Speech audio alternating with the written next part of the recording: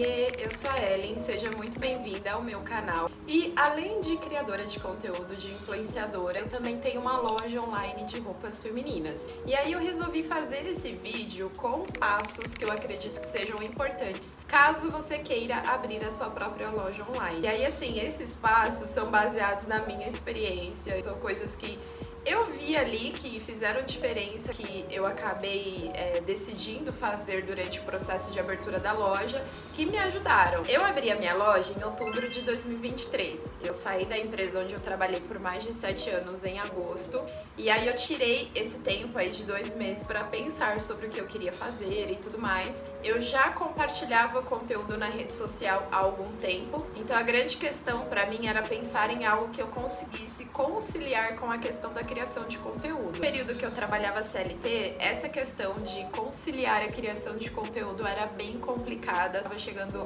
a um ponto assim que tava bem pesado pra mim. Eu estava pensando inclusive em parar de fazer isso, até que aconteceu a questão da minha saída. Por isso que eu pensei na questão da loja online, pela questão da flexibilidade. Por mais que tendo uma loja online você tem uma responsabilidade de qualquer maneira, você fica um pouco presa, é muito diferente de você trabalhar de carteira assinada. Então eu acho que apesar de toda a responsabilidade, todo o peso que você tem com relação à questão de ter um negócio próprio, eu acho que tem muito mais bônus do que ônus. E até assim, se você tem o seu trabalho hoje e tem essa dúvida se dá pra você conciliar com ele, dá super pra fazer isso. E é até melhor que você comece esse projeto da loja online estando num trabalho, principalmente se a questão do valor segurança for algo importante, primordial pra você, porque você vai construindo esse caminho. Sei que a maioria de nós deixa pra fazer o movimento quando realmente precisa ser feito, que foi até o meu caso. Eu só me movimentei porque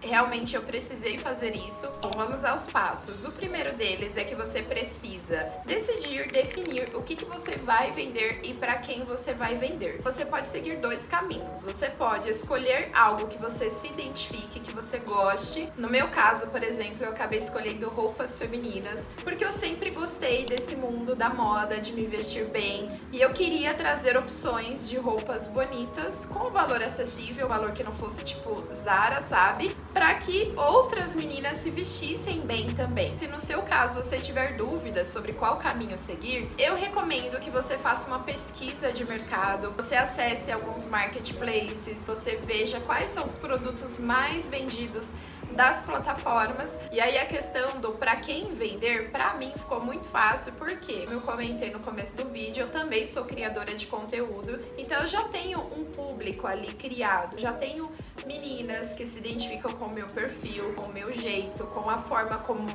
eu me visto. Então eu já tinha mais ou menos ideia por conta da faixa etária de mulheres que me seguem nos meus perfis. Por mais que no começo você não tenha muita ideia para quem você vai vender, uma coisa é certa, né? Coloca na sua cabeça que não dá para você atender a todos os públicos, não dá para você abraçar todo o mundo. Você vai ter que escolher qual público que você vai se direcionar. O segundo passo é definir o nome da sua loja. E esse passo ele pode ser mais simples do que a gente tende a fazer com que ele seja. Eu vou dar algumas dicas para vocês aqui de coisas que eu fiz que eu acho que ajudou nesse momento. A primeira, o nome da sua loja precisa ser fácil de ser lembrado. O seu público precisa lembrar facilmente do nome da sua loja. Nada de pensar no nome muito complicado, muito complexo. E eu sei que a gente entra nessa pira de que o nome precisa ter um significado, um valor pra gente, e é muito bacana quando a gente consegue criar algo dessa forma, mas não faça com que esse passo seja algo que vai te impedir de avançar. A segunda dica aqui é que você evite de usar termos em inglês. Eu não sei como que é o perfil do seu público-alvo,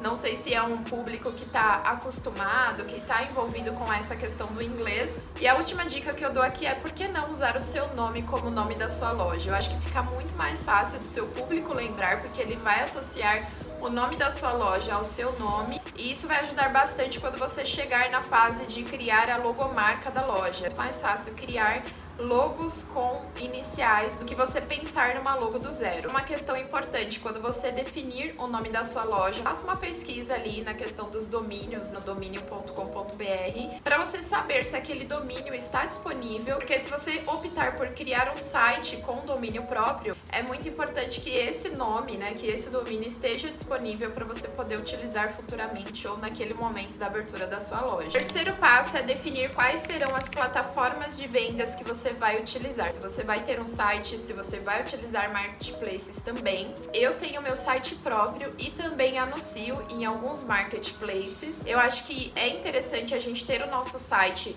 porque a gente dá um pouco de autonomia para o nosso cliente. Quando se fala de vendas online, a questão do site é bem bacana por conta disso. Tem clientes que não gostam de ficar mandando direct, o WhatsApp, eu sou assim. Quando eu decido que eu quero comprar alguma coisa, eu mesma quero ir lá e ter essa autonomia de poder comprar. E ter os seus produtos nos marketplaces vai ser importante porque quando você não vender no seu site, você vai vender no marketplace. E foi uma coisa, né? Foi uma chave que eu acabei virando durante meu processo, porque até então eu só queria ter o meu site. Falei, não, só quero ter o site, vou vender tudo pelo site e tal. E aí eu acabei percebendo a oportunidade que eu teria tendo os meus produtos nos marketplaces também. Existem diversas plataformas que você pode utilizar para criar o seu site. Eu acredito que a mais conhecida de todas seja a Nuvem Shop. Eu tentei criar o meu site por lá, mas eu não me adaptei muito, não gostei muito da questão da usabilidade, eu não achei tão fácil assim de usar. E aí eu acabei optando por uma outra plataforma que se chama Tray, que eu gosto bastante. E lá eu consigo integrar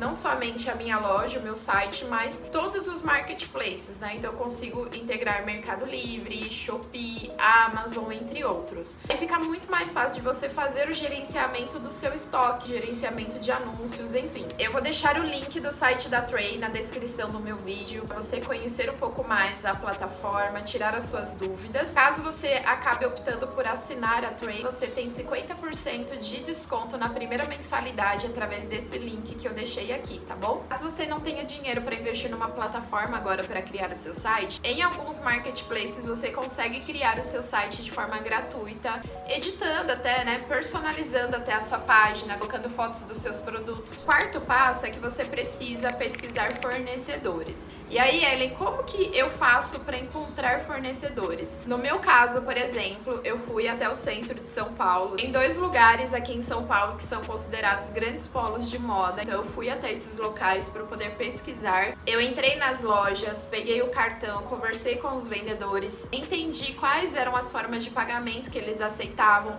se existia alguma diferenciação, alguma vantagem entre comprar com CNPJ ou não. Enfim, é importante que você gaste um tempo nessa questão da busca pelos fornecedores, não só pela questão de serem fornecedores confiáveis, mas fornecedores que tragam produtos de qualidade e não se prenda a um único fornecedor. Essa questão é importante porque a gente não pode ficar dependente apenas de um fornecedor. Caso onde você mora e não tenha grandes centros onde você consiga fazer pesquisas, procure no Google.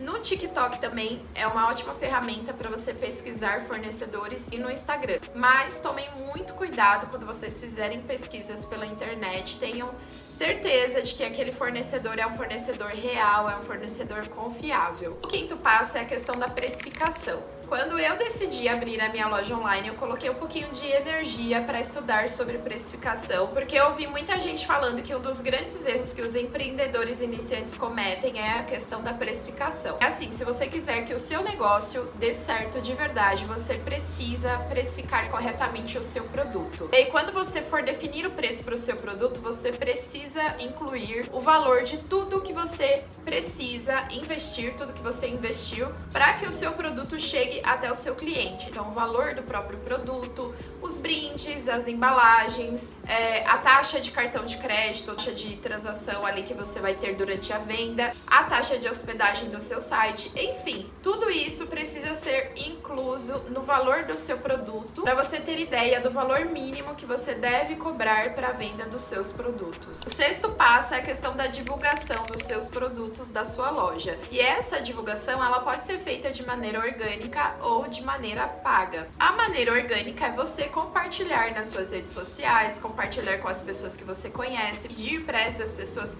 compartilharem com outras. A maneira paga é quando você coloca um valor, quando você investe em publicidade. Aí você pode fazer isso através do Google, através do impulsionar do Instagram e até o próprio tráfego pago também. Eu, por exemplo, tenho os meus perfis nas redes sociais, sou criadora de conteúdo, como eu comentei com vocês. Desde o começo, quando eu decidi criar a minha loja online, eu fui compartilhando todo esse processo com as minhas seguidoras e eu acho que eu ter compartilhado o processo que eu estava passando ali ajudou bastante nessa questão da divulgação. As minhas seguidoras se sentiram parte daquilo, tanto é que elas compraram comigo também. A parte das vendas que eu fiz no lançamento, que eu faço até hoje, são provenientes das minhas seguidoras. Então, as redes sociais, elas têm um grande potencial de reforçar essa questão das nossas vendas. Sétimo e último passo é uma coisa que eu fiz muita questão de me preocupar desde o começo, que é a questão de profissionalizar o máximo possível os meus processos, os processos da loja. Desde o começo, eu tive CNPJ, eu corri atrás da questão da emissão da nota fiscal, de ter um site, porque eu acho que quanto mais profissionalismo você traz para o seu processo, mais confiança você leva para o seu cliente. Pensar nessa estrutura para sua loja vai ser muito importante para quando ela começar a crescer. Você não vai ter que corrigir certos processos ao longo do caminho ou lá na frente. Só uma coisa que eu quero ressaltar aqui com vocês, e eu acho que isso se aplica independente do que você deseja fazer na sua vida, é que você não fique pensando no que os outros vão pensar se você começar a vender online, começar a criar conteúdo, por exemplo. Eu acho que você sabe melhor do que ninguém onde você deseja chegar, as coisas que você quer realizar na sua vida. O julgamento que o outro pode ter de você não deve ser um impeditivo para você dar os primeiros passos ali em direção aos seus sonhos. Espero que vocês tenham gostado desse vídeo. Se vocês gostaram,